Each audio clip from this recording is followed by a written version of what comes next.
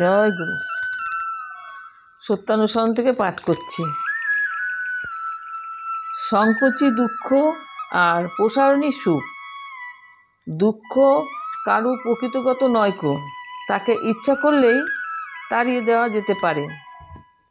ঠাকুর আমাদের এখানে বারবার একটা কথাই বলেছেন, যে আমাদের যেন অন্তরে যেন জ্ঞানের প্রসারণটা হয়। আর এই অন্তরে জ্ঞানের প্রসারণটা যত বাড়বে, যত বৃদ্ধি হবে, ততই আমাদের জ্ঞানেরও প্রসারণ হবে। এই জ্ঞানের প্রসারণের জন্য আমাদের 3টি পর্যায় আছে। প্রথম পর্যায়ে যদি আমরা দেখি, তাহলে দেখা যাচ্ছে যে একটা মানুষ সাধারণত কী কাজ করতে পারে। একটা মানুষ তার চিন্তাভাবনা ভালো হোক মন্দ হোক, নানা রকমভাবে তারা চিন্তাভাবনার মধ্যে লিপ্ত থাকতে পারে, বা সেই অনুযায়ী চলে, বা তারা নানা কর্মকাণ্ডে যুক্ত থাকে, বা তাদের মধ্যে নানা রকম অনুভূতি সঞ্চার হয়, বা বুঝতে পারে যে এটা দুঃখ, এটা সুখ, বা নানা ধরনের অনুভূতি তার অন্তরে জাগে। তাছাড়াও সবচেয়ে বড় কথা হচ্ছে, এই আমাদের যদি একটা কোনো মানুষের কথাই চিন্তা করি না কেন, তাদের কিন্তু বংশবৃদ্ধি করারও ক্ষমতা থাকে। হ্যাঁ, এই হচ্ছে আমরা এই জিনিসগুলো আমরা প্রথম পর্যায়ে আমরা দেখতে পাই। তাহলে এরপরে আমরা যাব দ্বিতীয় পর্যায়ে। তাহলে কি হচ্ছে? এই দ্বিতীয় পর্যায়ে আমরা দেখতে পাই, এই যে অতি সাধারণ মানুষ, যে আমরা এই অতি সাধারণ মানুষ যখন আমরা ঠাকুরের হাত ধরে এগিয়ে চলি, ঠাকুরের হাত ধরে এগিয়ে চললেই বা ঠাকুরের পথ ধরে এগিয়ে চললেই তখন দেখি যে আমাদের জ্ঞান, যে আগের যে প্রথম পর্যায়ে যে জ্ঞান ধ্যান ধারণা ছিল, সেটার থেকে আমাদের ধ্যান ধারণা কিন্তু আমাদের আরও উন্নত হয়। তাহলে দেখা যাচ্ছে এইখান থেকে প্রথম পর্যায়ের থেকে দ্বিতীয় পর্যায়ে প্রসারণ হলো কিছুটা। এইভাবে কিন্তু আস্তে আস্তে আমাদের জ্ঞান প্রসারণ হতে থাকে। এই জ্ঞান যখন আস্তে আস্তে প্রসারণ হতে থাকে, তাহলে এই দ্বিতীয় পর্যায়ে দেখতে পাচ্ছি যে আমরা নতুন কিছু কিছু আর একটু জ্ঞান বেড়ে যায়। কীরকমভাবে বেড়ে যায়? হয়তো দেখা যাচ্ছে, হ্যাঁ, কেউ এক একটা কোনো কিছু আবিষ্কারের চিন্তা ভাবনা করছে, বা কেউ হয়তো কবিতা লিখছে, কেউ হয়তো গান করছে। এক একজন এক এক রকম নতুন নতুন চিন্তাভাবনায় নতুন নতুন কাজে লিপ্ত থাকছে। এই যে আস্তে আস্তে মানুষ যে মানে এই ঠাকুরের হাত ধরে যে এই দ্বিতীয় পর্যায়ে যে একটু প্রসারণ হয় আর কি, বিস্তার হয় তার জ্ঞানের, এইভাবে করে করেই তার জীবনটা উন্নতির দিকে মানে উন্নত হয়, প্রসারণ হয় আর কি, যেটা জ্ঞানের প্রসারণ, যেটা অন্তর থেকে যেটা জ্ঞানের প্রসারণ বলে। হ্যাঁ, সেটা এইভাবে করেই হতে থাকে। এটা অন্তর থেকে না হলে কিন্তু এইভাবে জ্ঞান আসবে না। আমি একটা কবিতাকে ইচ্ছা করে করতে পারবো না, বা একটা গল্পকে ইচ্ছা করে লিখতে পারবো না।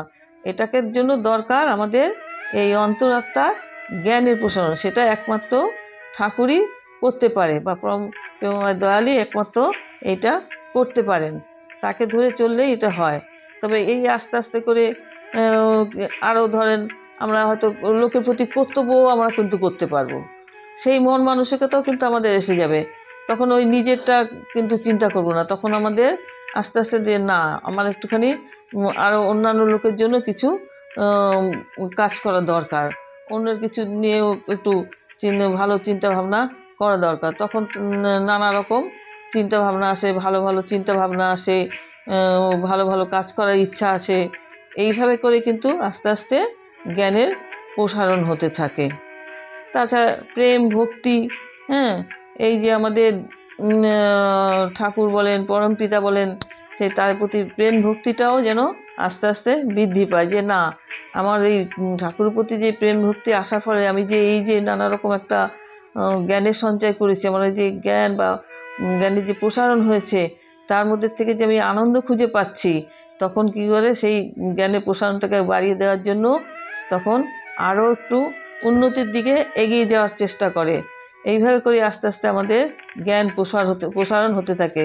এরপরেই হচ্ছে দেখা যাবে তৃতীয় পর্যায়ে কিভাবে এই জ্ঞানের প্রসারণটা আরও এগিয়ে নিয়ে যাওয়া যেতে পারে।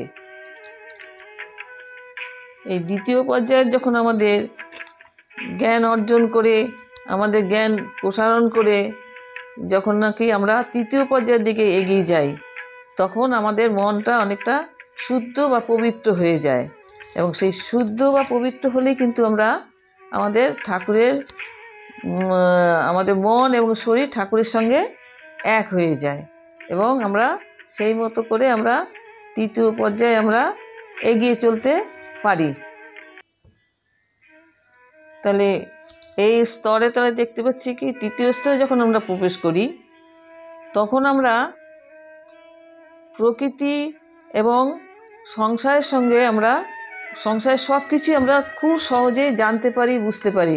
কেননা আমাদের মনটা অনেকটা প্রসারণ হয়ে গেছে। তো এই প্রসারণ হয়ে যাওয়ার জন্যই আমরা এই প্রকৃতির সঙ্গে বা জগৎ সংসারের সব কিছুই আমরা ভালো করে বুঝতে পারি, জানতে পারি। কেননা তখন কিন্তু পরমপিতাকে, কেননা আমাদের ভেতরেই তো পরমপিতা থাকেন, তাকে কিন্তু আমরা অতি সহজেই আমরা দর্শন করতে পারি।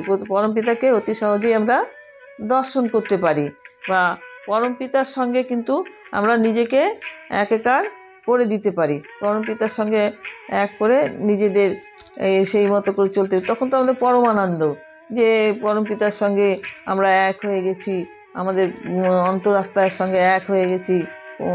এটা আমাদের মন এত জ্ঞানে এতটা প্রসারণ হয়ে গেছে, আমরা নিজেরাই উপলব্ধি করতে পারছি। তখন জ্ঞানের প্রসারণ হওয়ার জন্য এগুলো আমরা নিজেরাই উপলব্ধি করতে পারছি যে আমাদের সঙ্গে পরমপিতা আছেন, এবং আনন্দে পথ চলতে পারি। এবং তখন কি হয়, তখন আমরা নিজেরা আত্মকেন্দ্রিক হই না। আমরা তখন আত্মকেন্দ্রিক না হয়ে তখন আমরা কি হই, সর্বজনীন হয়ে উঠি। তখন সবার মধ্যেই বেশ আনন্দ ফুর্তি করে সকলের সঙ্গে মিলেমিশে একবারে সর্বজন হয়ে উঠতে পারি। এটাই ঠাকুর বলেছেন যে কিভাবে প্রসারণ হলে পরে সুখ হয়। তাহলে এইভাবে করে আস্তে আস্তে তাহলে কি দেখা গেল, প্রথম পর্যায়ে একরকম আমরা অতি সাধারণভাবে জীবনযাপন করি।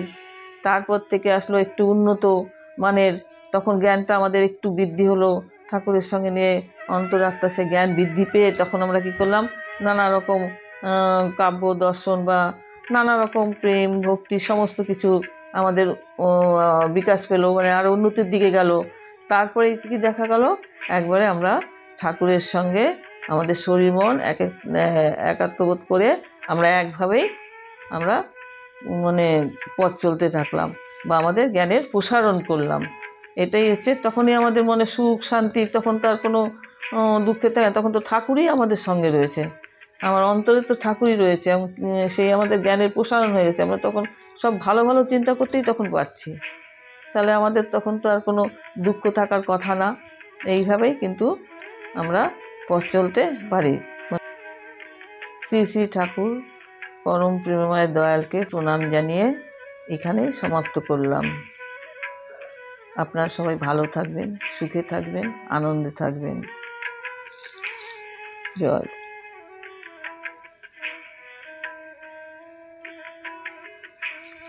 বন্দে পুরুষোত্তমম।